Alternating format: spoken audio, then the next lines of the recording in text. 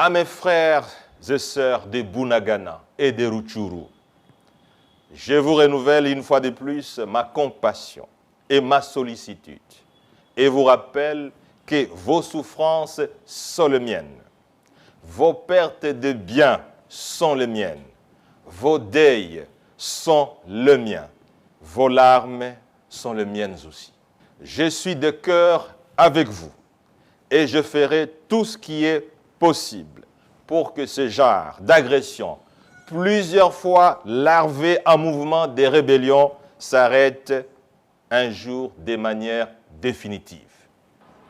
Je félicite et soutiens les forces armées congolaises qui se battent pour préserver la paix et la sécurité de nos frères et sœurs sur les fronts. Au peuple congolais, dans son ensemble, je vous appelle à une mobilisation générale, car, en effet, il ne s'agit pas d'une rébellion interne, mais plutôt d'une guerre d'agression à visée expansionniste avec comme objectif final l'annexion d'une partie de notre territoire par le Rwanda. Or, le monde entier sait qu'aucun Congolais, qu'il soit du nord ou du sud, qu'il soit de l'est ou de l'ouest ou du centre, ne peut accepter le détachement d'une partie, minime soit-elle, de notre pays au profit d'un pays étranger. Mobilisons-nous, car aucune armée ne peut vaincre la force d'un peuple uni dans son âme et dans son esprit.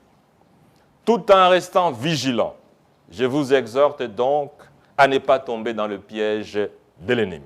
À la communauté internationale, je condamne votre inaction dès lors que les rapports du groupe d'experts des Nations Unies prouvent l'agression explicite du Rwanda qui se cache derrière le M23.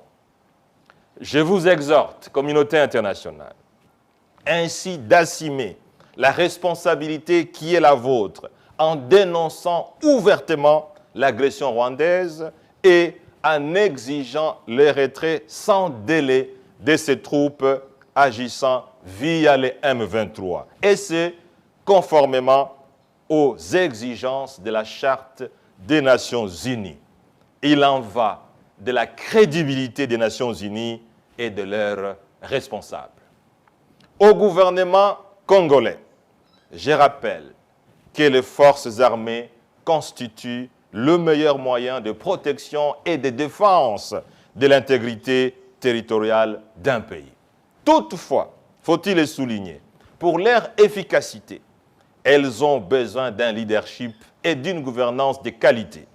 C'est grâce, principalement, à ce dernier binôme que les FARDC ont bouté dehors en novembre 2013 le même M23 qui avait regagné son pays d'origine, j'ai cité le Rwanda.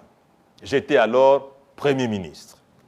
Il appartient donc au gouvernement de renforcer son